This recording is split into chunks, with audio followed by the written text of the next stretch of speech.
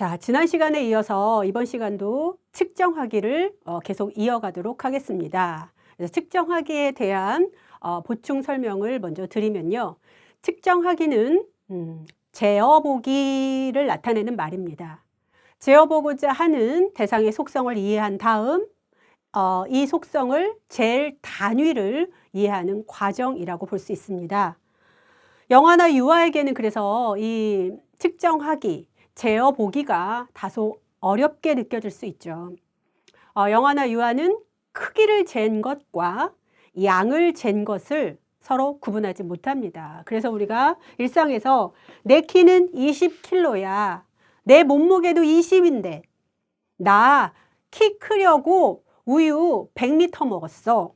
이런 식으로 아이들은 숫자와 내가 그러니까 측정한 그 속성의 결과를 숫자와 일정 단위로 나타내야 하는데 숫자와 그 속성과 맞지 않는 단위를 붙여서 이런 얼핏 보면 우스꽝스러운 그런 신선한 웃음을 주는 그런 대화를 아이들이 하는 걸 볼 수 있습니다. 그래서 크기를 잰 것과 양을 잰 것을 서로 구분하지 못하기 때문에 이런 표현을 할 수 있는 것이죠.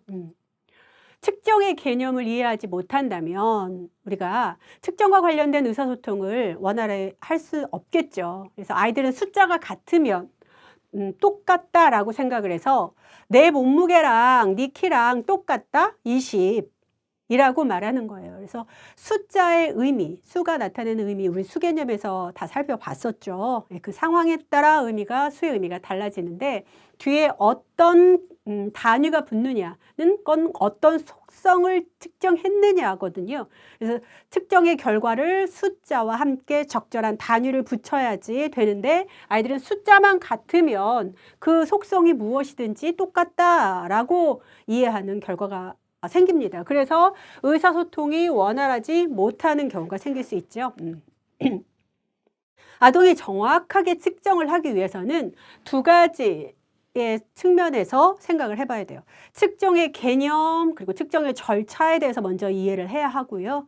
그리고 정확한 측정 기술을 적용할 수 있어야 측정한 결과가 정확하게 어떤 숫자로 표시될 수 있죠. 거기에 이제 측정한 속성, 어떤 속성을 측정했느냐에 따라 단위가 달라져요. 그 단위까지 숫자에 완벽하게 붙었을 때 그게 결합이 됐을 때 우리가 의사소통하는 데 문제가 없을 수 있겠죠. 아동은 양을 잴 때 시작점을 동일하게 하고 단위들 간의 간격이 없어야 하고 또 수를 부여할 때는 그러니까 측정을 할 때 시작점을 동일하고 간격이 없어야 한다는 걸 알고 그다음에 측정 결과가 이제 수로 나타내서 결과를 표시해야 하잖아요. 그럴 때 단위 측정이 끝난 후에 다 끝난 후에 수를 부여해야 한다. 수단어를 부여해야 한다는 이 두 사실을 아이들이 정확하게 알아야겠죠. 측정의 개념과 측정 기술을 적용을 해야 정확한 측정의 결과를 얻을 수 있습니다. 아동이 이해해야 할 기본적인 요소는 측정하고자 하는 대상의 특성이 무엇인지, 그게 무게인지, 그죠? 넓이인지, 온도인지, 시간인지, 특성과 이때 사용되는 단위가 무엇인지를 이해해야 돼요. 무게와 부피를 재는 단위가 다르게 사용되고 또 속도와 시간이 서로 다르다는 걸 알아야 되죠.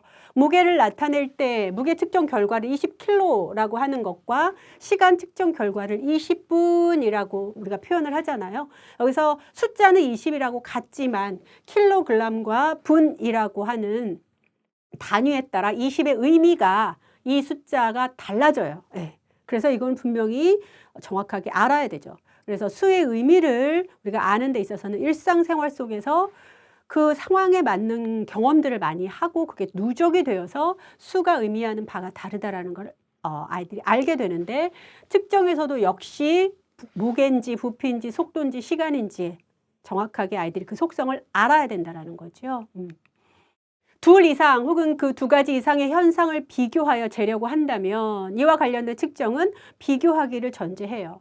우리가 지난 시간에 살펴봤던 것처럼 측정하기의 첫 단계는 사물이 두 개 있을 때 비교하고 한 가지 속성에 따라서 그 차이를 비교하고 세 개 이상일 때는 차이에 따라 순서대로 지어보는 비교하기 및 측정 순서